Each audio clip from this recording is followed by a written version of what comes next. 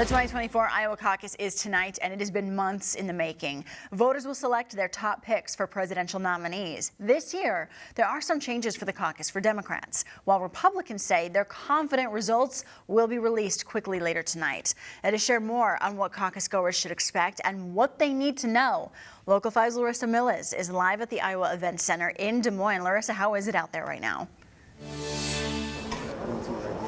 Yeah, good morning, Samantha. It's definitely the energy picking up here as we get closer and closer to that caucus moment, which is going to be happening tonight at 7 p.m.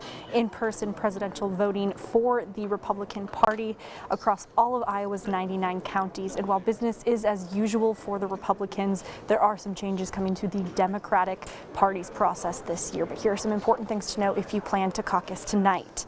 First, you need to be registered for the party that you want to caucus for. However, for Republicans, you can register to vote at your caucus location on the night of, but you will need a valid form of ID and a proof of address, something like a lease, a bill, or a bank statement. You'll also need to know which county you're registered to vote in. Your caucus precinct coincides with your polling place for regular elections.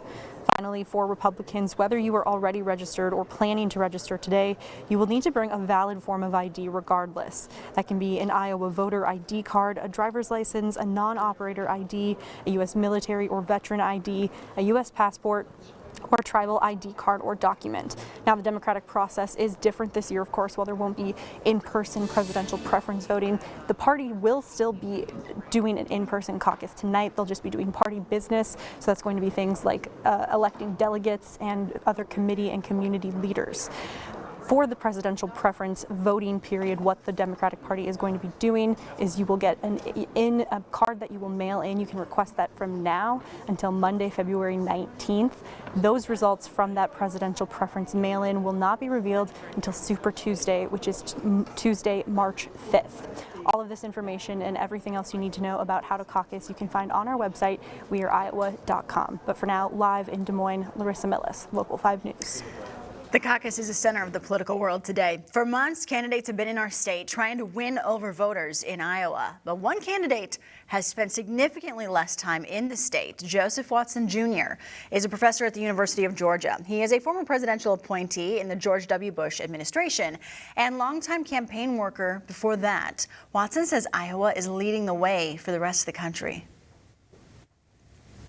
What makes the Iowa caucuses so fascinating, aside from the mechanics of the caucuses themselves, is that they're the first in the nation, and so Iowa will set the tone for the rest of the election. Everybody is going to start paying attention with Iowa. A lot of people who haven't been paying attention will start paying attention now. Watson says in looking at the way each candidate has campaigned in the state, the outcome of the caucuses here should be fairly straightforward. However, it's not always gone that way in Iowa. Iowa also has been known to produce surprises. The caucus system itself is conducive to surprises. So no one right now, no pundit, no analyst is predicting any considerable surprise. No one is predicting a DeSantis is going to shock people.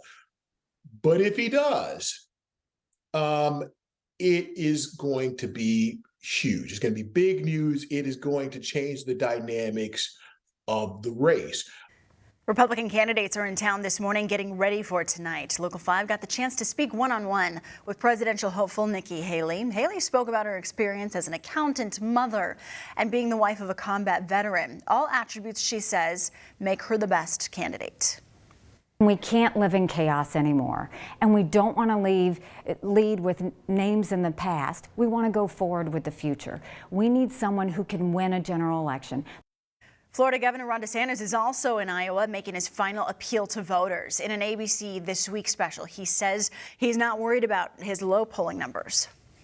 So any one of our voters who are out there bringing friends and family, man, that's going to pack a punch. So we're going to do well. But I like the fact that they're viewing me as an underdog. I think that's better.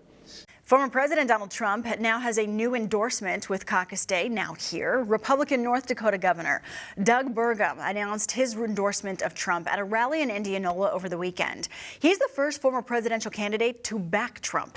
At this event, Trump urged voters to show up and give him their support. So brave the weather and go out and save America, because that's what you're doing. This is really about saving our country. It's important to note Florida Republican Senator and Trump critic Marco Rubio has endorsed Trump as well. Today is on track to be the coldest caucus in Iowa history, but when asked if that would have an impact, Trump supporters said the weather won't matter. An astronomical, probably 80 below. After being here in Iowa for the last 20-some years, the blizzard slows us down, but the cold weather won't stop us at all. Local 5's on your side with a full day of coverage ahead. We're going to be at the precincts giving you team coverage on air. You can also stay informed with our continuous coverage at weareiowa.com and We Are Iowa Plus starting at 7 p.m.